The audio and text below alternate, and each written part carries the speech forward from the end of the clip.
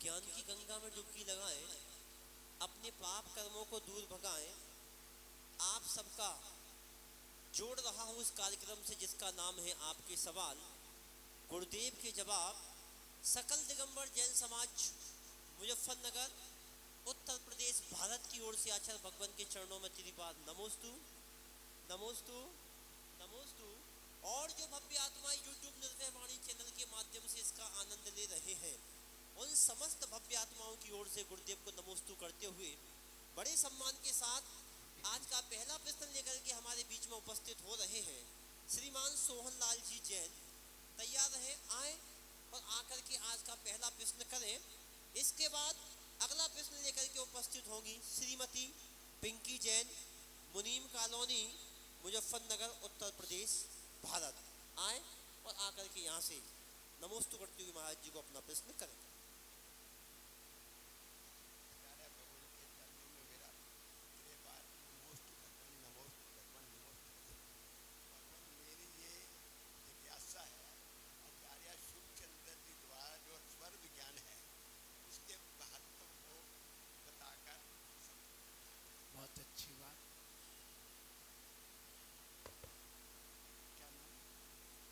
सोहन लाल जी अपना प्रश्न लेकर के आज आए। आपका कहना है कि जो सुखचंद्र आचार्य महाराज ने ज्ञानार्णव में स्वर विज्ञान के संबंध में लिखा है उसकी हमें विशेष जानकारी महत्व बताएं। सुनिए, स्वर विज्ञान ये हमारे आचार्यों की देन है। हमारी जो नाड़ी होती है वो 3 प्रकार की होती है, वात, पित्त और कफ। ये तो होती स्वास्थ्य संबंधित 3 नाड़ी। उसी से पता चलता है कि हमारा स्वास्थ्य कैसा है, और इस नाड़ी को देखना कोई कठिन कार्य नहीं है। आप अंगूठे के बाजू में यहाँ जो 20 सेंटर के थोड़े से साइड में आप 3 अंगुली रखेंगे और 3 अंगुली रख कर के थोड़ी तीनों पर प्रेशर देंगे, आपको धक धक धक धक की आवाज़ उस नाड़ी की चलते हुए पकड़ में आएगी। आप स्वयं डॉक्टर बन जाएंगे। अब देखिए, जब हम देखें वात, पित्त और कफ, पित्त वाली नाड़ी बीच में होती है, पहले वात फिर पित्त फिर कफ। ये तो हो गई स्वास्थ्य संबंधी। कौन सी चल रही उससे पता चलता है कि हमारी वात चल रहा है कि पित्त चल रहा है, कफ चल रहा है। उससे अपन यदि हमारी मालूम है कि कफ की नाड़ी चल रही है तो हमें केला वगैरह मीठा वगैरह नहीं खाना, यदि पित्त की चल रही है तो हमें नमकीन वगैरह नहीं खाना, और वात की चल रही है तो हमारे लिए घी दूध मलाई अच्छे से खाना। ये उससे पता चलता। अब आता है स्वर की बात। तो देखिए, हमारे एडा, पिंगला और सुषुम्ना ये 3 स्वर चलते हैं। अब एडा, पिंगला, सुषुम्ना क्या कहलाता है सुनिए। आप अपने नाक से हाथ के को पास ले जा करके ऐसा जैसे मैंने कर लिया है, आप जोर से नाक को निकालिए, हवा को नाक से। देखिए, आप देखिए, एक से ज़्यादा आ रही होगी, एक से कम। प्रयोग करके देखिए जरा। आप हाथ को यहाँ ले जाओ और जोर से नाक अपनी हवा को बाहर निकालिए। सर्दी हो वो ना निकालें, हैं? तो अब देखिए, आप देखो आ रही ना। तो जो हमारा दाहिना हाथ होता है, राइट वाला सीधा हाथ, उसको कहते सूर स्वर। कौन सा? सूर, एडा। फिर उसके बाद में जो बायां हाथ है उसको कहते चंद्र स्वर, पिंगला। ठीक है ना? 2 हो गए, 2 नाड़ी हो गई, एक सूर स्वर और एक चंद्र स्वर। ये 2 स्वर हमारे सामने हो गए। अब देखिए, जिससे हवा ज्यादा निकल रही हमारा वही स्वर चल रहा है। क्या कहा?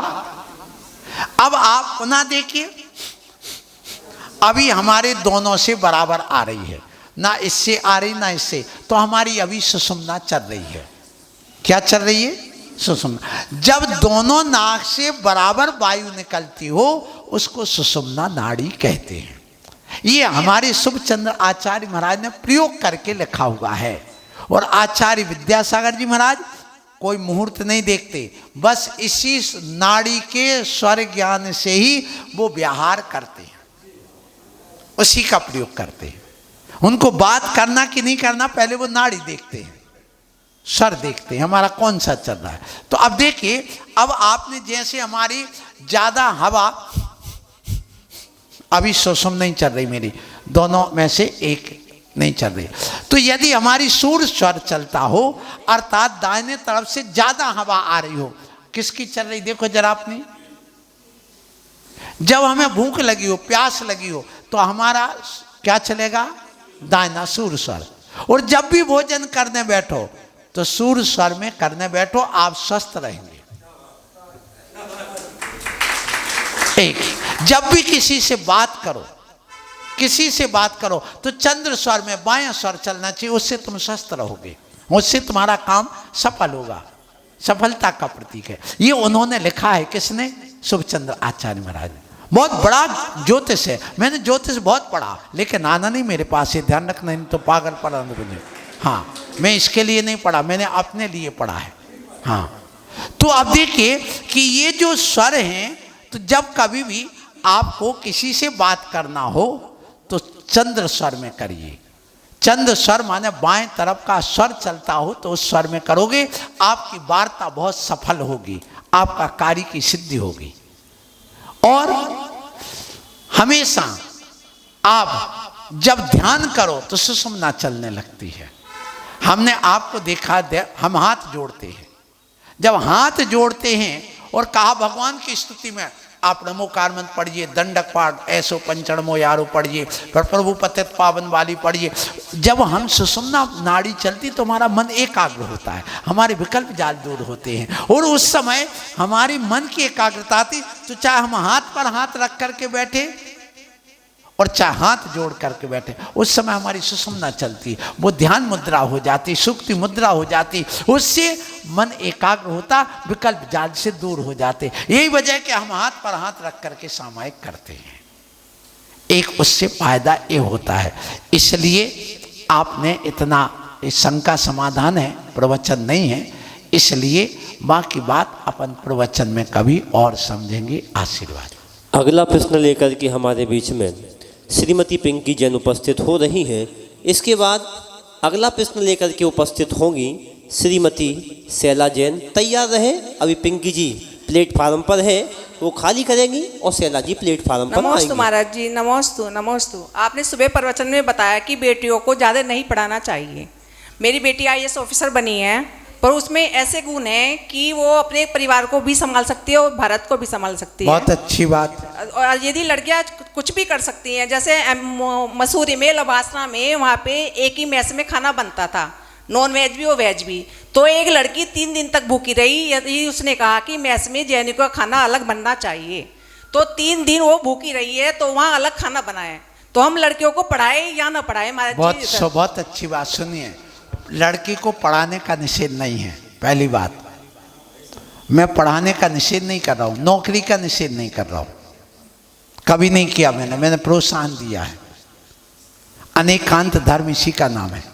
लड़की को इतना कट्टर बना के भेजो, जैसे तुमने बना के भेजा कि चाहे भूखे रह के प्राण निकल जाएं तो सुनो, लेकिन हम नॉनवेज का प्रयोग नहीं करेंगे। दूसरी बात, हम वहाँ कितना भी हो जाए, हम कभी भी शादी करेंगे तो कहाँ करेंगे? जैन में। क्यों? यदि एक लड़की जैन समाज की दूसरी समाज में शादी करती है तो 5 करोड़ मुनियों की हत्या का पाप लगता है। कितने करोड़? 5 करोड़ मुनि और 5 करोड़ मंदिर तोड़ने का पाप। अब कहो कैसे प्रूफ दैट, सिद्ध करो। सुनिए, एक लड़की भागी, सलाम अलैकुम के साथ चली गई, उसने 5 बच्चे पैदा किए। कितने? 5 साल में, वो 25 साल में बड़े होके 5-5 बच्चे उनने फिर पैदा किए, तो 25 हो गए। 25 साल में 25 बच्चे बड़े होकर 5-5 बच्चे उनने फिर पैदा किए, तो 50 साल में कितने हो गए? 125। 125 ने फिर 5-5 बच्चे पैदा किए, तो 75 साल में 625। 625 ने फिर 5-5 पैदा किए, तो 3125 हो गए। लड़की कितनी भागी? 1। पीढ़ी कितनी हो गई? 4। 3125। अब 3125 बच्चों ने फिर बच्चे पैदा किए तो 16,000 हो गए। 5वीं पीढ़ी में, 6वीं पीढ़ी में 16,000 ने फिर 5-5 पैदा किए तो 80,000 हो गए। 80,000 ने फिर 5-5 पैदा किए 7वीं पीढ़ी में तो 4 लाख हो गए। 4 लाख ने फिर 8वीं पीढ़ी में 5-5 पैदा किए तो 20 लाख हो गए। 20 लाख ने 9वीं पीढ़ी में 5-5 पैदा किए, 1 करोड़ हो गए। और 1 करोड़ ने फिर 5-5 पैदा किए तो कितने हो गए? 5 करोड़। लड़की कितनी भगाई? 1। और 10 पीढ़ी में कितने हो गए? हमारे जैन दर्शन में 10 पीढ़ी तक खून का संबंध बताया है, इसलिए 10 पीढ़ी तक हमारे यहाँ सूतक लगता है। और 10 पीढ़ी तक खून का सूतक लगने से अब बताइए क्या वो 5 करोड़ बच्चे मुनि बन पाएंगे? और उनका एक एक मंदिर बनता है तो क्या एक एक मंदिर बन पाएंगे? बिल्कुल भी नहीं। तो कितने मुनियों की हत्या हो गई? 5 करोड़। कितने मंदिर को तोड़ने का पाप लग गया? इसलिए पढ़ाओ, खूब पढ़ाओ, बेटियों को पढ़ाओ, लेकिन उनको ये समझाओ कि हे बेटी, तुम शादी करोगे तो जैन समाज में करोगे, अन्यथा तुम्हें 5 करोड़ मुनियों की हत्या का पाप लगेगा। आप इतना कट्टर बनाइए उनको। ये ध्यान रखो, शादी करें, सर्विस करें, लेकिन एक साथ। ऐसा नहीं बाबू बैठा है बंबई में और उनकी बीवी बैठी है कहाँ? दिल्ली में। तो अब बताओ क्या होगा? वो दूसरे के यहाँ बैठे, दूसरे, तो उससे क्या होता कि दोनों की गलत आचरण हो सकते हो, कोई नियम नहीं। इसलिए इतना पक्का बना दो, इतना दृढ़ बना दो कि वो स्वयं परिवर्तित ना हो के 10-20 को और परिवर्तित करके जैन बना दे। बस इतना कट्टर बना दो। खूब पढ़ाओ, मेरा आशीर्वाद है। और उसके अलावा साथ में रहें, और अच्छी बात है, यही मैं आपसे कहूँगा। आशीर्वाद। चलो अगला प्रश्न लेकर के हमारे बीच में श्रीमती शैला जैन उपस्थित हो रही है। उसके बाद तैयार रहे श्रीमती ममता जैन। आचार्य श्री के पवित्र पावन चरणों में मेरा और मेरी परिवार की तरफ से त्रियोग पूर्वक नमस्तु नमस्तु नमस्तु।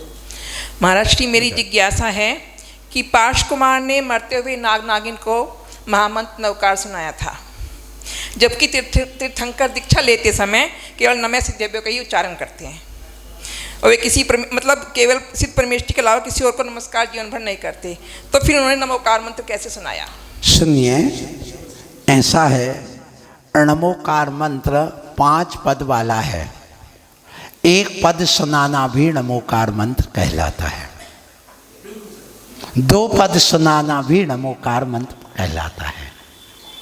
सुनिए, है जैसे बोलो नमो अरिहंताणम, हाँ नमो अरिहंताणम, फिर कहा नमो सिद्धाणम, नमो, फिर से बोला नमो अरिहंताणम, नमो अरिहंताणम, नमो सिद्धाणम, ओम नमो अरिहंताणम। अब कान में सुनाया किसको? तो वो नमोकार मंत्र ही कहलाएगा। इसलिए वो सब संभव। आशीर्वाद। श्रीमती ममता जैन हमारे बीच में उपस्थित हो रही हैं। उसके बाद अगला प्रश्न लेकर के उपस्थित होंगी श्रीमती साधना जैन। तैयार रहे अगले प्रश्न के रूप में। महाराज श्री के चरणों में मेरा और मेरे परिवार की ओर से बार बार नमोस्तु नमोस्तु नमोस्तु। महाराज श्री, ये बहुत दिन से सोच रही थी मैं कि जब भी कोई क्वेश्चन आता है कि जैन धर्म के प्रवर्तक कौन है, तो ये आता है कि महावीर भगवान है, लेकिन जैन धर्म तो आदिनाथ भगवान से चला आ रहा है, तो फिर ऐसा क्यों है कि महावीर भगवान प्रवर्तक है? सुनिए, ये जैनियों की अपनी गलती है, उन्होंने अपने पैर पर कुल्हाड़ी पटकी है।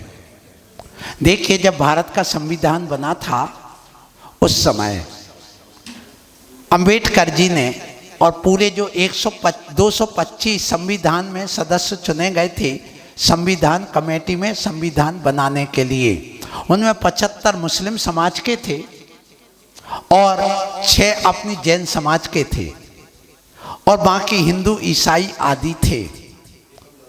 तो आपको मालूम हो, जिस समय ये संविधान बन गया, संविधान लागू हो गया, और एक बात और आपको पता होना चाहिए, आप तो पढ़ते नहीं लेकिन मैं पढ़ता हूँ ये सारी बातें। अपना देश स्वतंत्र हुआ है कब? 15 अगस्त 1947। और संविधान कब लागू हुआ? 26 जनवरी 1950 को। कब हुआ? 2 साल लगभग बाद हुआ। इतना लेट क्यों हुआ? इसलिए हुआ कि जब जातिगत लेकर के, जब भारत में मुस्लिम और हिंदू के बीच में जब बहुत ज़्यादा तनातनी हुई और मुसलमान लोगों ने पाकिस्तान और बांग्लादेश ले लिया था और 370 लगवा दी थी कहाँ? जम्मू कश्मीर।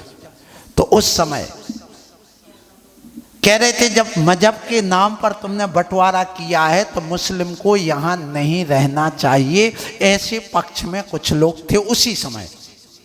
और गांधी जी सामने आ गए थे और गोडसे जी इसमें तैयार नहीं थे, सो उन्होंने गोली मार दी कि जब तुमने मजहब के नाम से ही कर ही दिया है तो अब फिर इनको शरण क्यों? जब इतनी हिंसा हो चुकी, सब कुछ हो गया, इनने 2-2 स्थान ले लिए। तो उस समय उन्होंने बहिष्कार कर दिया। 75 लोगों ने, मुस्लिम ने कहा नहीं मैं संविधान में भाग नहीं लूंगा। तो वो संविधान अटका रहा। पर उसके बाद उनके अनुसार चल करके पर अंतोगत्वा परिणाम ये निकला कि सबको शरण दे करके ऐसा लोकतांत्रिक संविधान बनाया गया कि उसमें उनको भी यहाँ स्थान दिया गया। उस समय जैनियों से कहा सुन लो कि तुम 1 दिन की छुट्टी मांग लो, कब चाहिए तुम्हें अपने धर्म के लिए। उस समय यदि हमने आदिनाथ भगवान हमारे प्रथम प्रवर्तक की यदि छुट्टी मांगी होती तो आज हमें कहना नहीं पड़ता कि हमारे भगवान महावीर स्वामी नहीं आदिनाथ प्रथम प्रवर्तक है, हमने स्वयं गलती की है। इसलिए आदिनाथ जयंती आ रही, क्या तुम आदिनाथ जयंती मनाते हो? कल है, मनाइए आदिनाथ जयंती मनाइए, महावीर जयंती से बढ़ करके मनाओ और सारी दुनिया को दिखा दो कि हमारे आदिनाथ प्रथम प्रवर्तक है। और सरकार से मांग करिए, वेदों में भरा पड़ा है क्या? आदिनाथ भगवान का वर्णन, उनके पुत्र, उनकी शादी, सब कुछ भरा पड़ा है। इससे बड़ा तुम वेदों को 6000 वर्ष पुराना मानते, इसका मतलब हमारे आदिनाथ भगवान का कथन तुम्हारे वेदों में है, इसका मतलब कि हम वेद प्रमाण है तो हमारे आदिनाथ भी प्रमाण हैं, इसमें कोई संदेह नहीं है। इसलिए बात प्रचार करिए आपस में, ये पंथवाद को छोड़ करके मैं बार बार कहता हूँ सुन लो, आदिनाथ भगवान को अपन को लाना चाहिए। हम उनको तो नहीं लाते, हम कट्टरपंथी तो बना रहे लेकिन कट्टर जैनी नहीं बना रहे हैं। कट्टर जैनी बनाओगे तो अपने आप आदिनाथ हमारे सामने आ जाएंगे। इसलिए उनका प्रचार करो, मांग रखो, एप्लीकेशन दो, इनकी छुट्टी मंगाओ। नहीं हम चेंज करना चाहते, महावीर जयंती की जगह आदिनाथ जयंती पर हमें छुट्टी दो, लेकिन एक आह्वान चलाओ, एक अपना आंदोलन चलाओ और एक छुट्टी लीजिए और उसमें आप अपना लाभ लीजिए। आशीर्वाद। अगला प्रश्न लेकर के हमारे बीच में श्रीमती साधना जैन उपस्थित हो रही हैं। अंतिम प्रश्न लेकर के उपस्थित होंगे श्रीमान सत्यपाल जी जैन। तैयार रहे अगले प्रश्न के रूप में। आचार्य श्री के चरण कमलों में पूरे परिवार की ओर से नमोस्तु नमोस्तु नमोस्तु। आचार्य श्री प्रश्न यह है कि जब भगवान पारसनाथ पर उपसर्ग हो रहा था, कमठ ने उपसर्ग किया था, तो उसने जो है पद्मावती ने फन फैलाया था और धनेन्द्र जी ने उठाया था, तो भगवान है, फिर ऐसा सब कुछ हुआ था क्या? सुनिए, बहुत अच्छा प्रश्न है। प्रश्न तो प्रश्न है। देखिए ऐसा है कि जो तीर्थंकर जन्म लेते वे हम जैसे बालक की तरह ही जन्म लेते हैं, और जिस समय उपसर्ग हुआ है उस समय वो मुनि अवस्था में थे, ना कि भगवान अरहंत की अवस्था में। मुनि की अवस्था में वही उपसर्ग होता, भगवान की अवस्था में, अरहंत अवस्था में कोई उपसर्ग नहीं होता है। तो उस समय जो उपसर्ग किया कमठ ने वो मुनि अवस्था में किया था, और मुनि की अवस्था में उपसर्ग होने के बाद उनको मुनि अवस्था में उठाना कोई बड़ी बात नहीं, क्योंकि देवों में भी शक्ति होती है। और एक और इसमें एक खुलासा और करूंगा, जुगुई नागो धरणो धराधरण विराग संध्या तड़दुम्बुदो यथा। ये जो समंत भद्र स्वामी ने स्तुति लिखी है उसमें उन्होंने लिखा है कि धरणेन्द्र ने उठाया। किसने उठाया? धरणे। और पद्मावती ने ऊपर फना किया। लेकिन आज पद्मावती के ऊपर बना करके रखते हैं कि इनको किसने उठाया? पद्मावती ने, जबकि उठाया किसने है? धर्मेंद्र ने। हाँ, पद्मावती ने ऊपर से पढ़ा कर दिया, ठीक है। तो ये जो आज परंपराएं चल रही हैं ये सब अपनी अपनी पंथ की पुष्टि के लिए हैं, ना कि ग्रंथ की पुष्टि के लिए। आशीर्वाद है क्या? ओम। अगला प्रश्न लेकर के हमारे बीच में श्रीमान सत्यपाल जी जैन उपस्थित हो रहे हैं। आइए और आकर के आज का अपना अगला प्रश्न, इस कार्यक्रम का समापन का अंतिम प्रश्न करिएगा श्रीमान सत्यपाल जी जैन। भगवान आचार्य श्री निर्मल सागर जी महाराज जी को नमोस्तु नमोस्तु नमोस्तु। प्रभु हमारे संतों में आचार्य, उपाध्याय और मुनि बनाए हैं, और तीनों के सिंहासन आचार्य जी का ऊंचा, उपाध्याय जी का उनसे नीचा, मुनि का उनसे नीचे होता है, मगर तीनों का पद 108 ही है। इसमें डिफरेंस क्यों नहीं है? सुनिए, ये है, अंतर है। सुनिए, आप अभी उस गुण की ओर नहीं पहुंचे। 108 जो क्यों लगाते हैं, पहले तो ये बात है। 108 इसलिए लगाते हैं कि मुनिराज के 108 लगाने का उनके 5 महाव्रत, 28 मूल गुण, 22 परिचय जय, 12 भावना और 12 तप, अंतरंग और बहिरंग आदि, 3 गुप्ती समिति आदि, इन सब को मिला के कितने होते? 108। ये तो होगा बाह्य लक्षण, इसलिए 108 लगाते हैं। अब बात ये आती है कि मुनि के 28 मूल गुण होते हैं, कितने? लेकिन उपाध्याय के 28 + 25 होते हैं, तो कितने हो गए? कितने हो गए? कितने हुए? 53 हो गए। 28 + 25 कितना हो गया? 53। तो अब उपाध्याय 53 गुणों वाले हो गए। फिर आचार्य के 28 + 25 + 36, सो कितने हो गए? 53 और 36 89, 89। तो अब बड़े कौन हो गए गुणों में? आचार्य, इसलिए उनको अलग अलग बैठाते। आशीर्वाद। आज का कार्यक्रम यहीं पर समाप्त हो रहा है। कल फिर उपस्थित होंगे नए प्रश्नों के साथ, तीखे प्रश्नों के साथ, अच्छे प्रश्नों के साथ। क्या रहेगा कल का प्रश्न, इसके लिए आपको 24 घंटे का इंतजार करना पड़ेगा। फिर उपस्थित होंगे शाम को ठीक 6:15 बजे। आपके सवाल गुरुदेव के जवाब के माध्यम से सुनते रहे, सुनाते रहे, आते रहे, सबको बुला के लाते रहे, और ऐसे ही निर्भय वाणी का आनंद उठाते रहे। आप सबकी ओर से गुरुदेव के चरणों में तेरी बात नमोस्तु नमोस्तु नमोस्तु।